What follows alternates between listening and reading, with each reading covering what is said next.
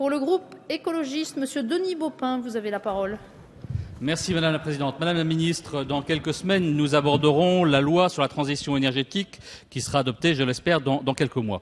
Mais il y a des questions sur lesquelles je voulais vous interpeller, sur lesquelles nous ne pouvons pas attendre.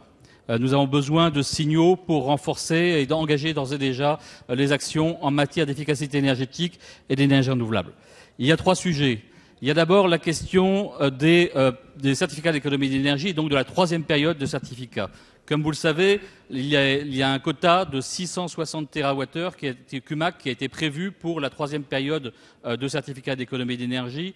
Or, d'ores et déjà, on sait que près de 1/3 de ce potentiel va être amputé par les stocks d'opérations de certificats d'économie d'énergie qui ont déjà été engagés et qui arriveront donc et qui vont venir amputer ces engagements. Et donc, ce que nous souhaitons, c'est que l'engagement qui est pris par le gouvernement de 660 TWh CUMAC intervienne en surplus de ce stock qui a déjà été engrangé. Mon seconde question porte sur la question des tarifs du solaire. Je vous ai adressé une question écrite il y a quelques semaines en ce sens.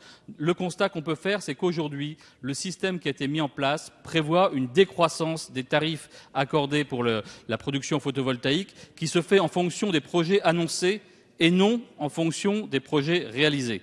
Ce système a pour conséquence une décroissance bien trop rapide des tarifs du solaire et met en danger une industrie qui est elle-même fragilisée. Et donc la demande, c'est que ce système soit révisé et que réellement l'adaptation des tarifs se fasse en fonction des projets qui soient réalisés. Enfin, mon 3e sujet concerne l'éolien. L'éolien, on est aujourd'hui dans une situation en France où il faut à peu près 8 ans pour installer une éolienne quand il en faut 4 à peu près dans le reste de l'Europe. À l'occasion de la loi, nous aurons l'occasion d'améliorer la situation et de simplifier la situation et la réglementation qui existe aujourd'hui en ce qui concerne l'éolien. Mais d'ores et déjà, je voudrais attirer votre attention sur un problème qui se pose partout en France, sur les exigences qui sont de plus en plus importantes mises par l'armée, qui intervient par rapport à l'implantation des éoliennes.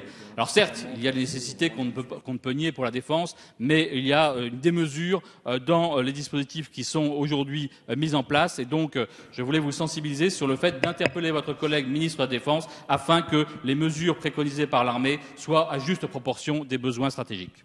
Merci, Monsieur le député. Madame la Ministre, vous avez la parole.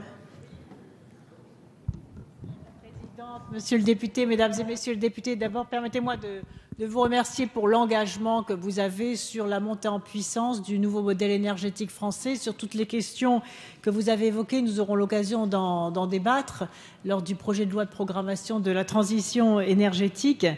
En ce qui concerne le premier point sur les dispositifs des certificats d'économie d'énergie, vous le savez que ce système est fondé sur l'obligation qui est faite aux vendeurs d'énergie de faire réaliser des économies d'énergie en proportion de leur vente. Et pour chaque quantité d'énergie vendue, on doit réaliser des économies d'énergie au prorata. Vous avez souligné la montée en puissance et la nécessité de réguler finalement le rythme de ces certificats d'économie d'énergie. Je partage tout à fait votre point de vue. Et là aussi, je souhaite, et nous sommes en train de rechercher des solutions techniques qui permettront de laisser une marge de manœuvre beaucoup plus importante sur le volume et l'utilisation de ces certificats d'économie d'énergie. En ce qui concerne la question des tarifs solaires, là aussi, vous avez raison de souligner ce problème. On sait d'ailleurs que la filière solaire et photovoltaïque a été gravement fragilisée lorsqu'il y a eu des modifications intempestives et répétées du tarif de rachat. Je suis extrêmement vigilante à ce que la façon dont nous fixons ce tarif de rachat permette à cette filière en croissance de garder sa productivité et aux opérateurs industriels de continuer à investir en toute confiance dans cette filière qui va constituer l'un des piliers de la loi de transition énergétique pour que nous puissions atteindre nos objectifs de 40% d'électricité d'origine d'énergie renouvelable. Enfin, en ce qui concerne la durée d'installation et de construction, notamment de l'éolien offshore, mais de d'autres structures, je pense aux méthaniseurs également, où la durée de construction est de très loin supérieure à celle de ce qui se passe dans les pays étrangers. Vous savez que j'ai saisi le Conseil national de la transition écologique sur la nécessité de généraliser l'expérimentation de l'autorisation unique et j'ai bien l'intention d'inscrire dans la loi la généralisation de l'expérimentation de l'autorisation unique qui permettra d'accélérer les procédures. Je considère qu'entre un projet et sa réalisation, il doit s'écouler 2 années au maximum et pas 8 ans comme c'est le cas actuellement.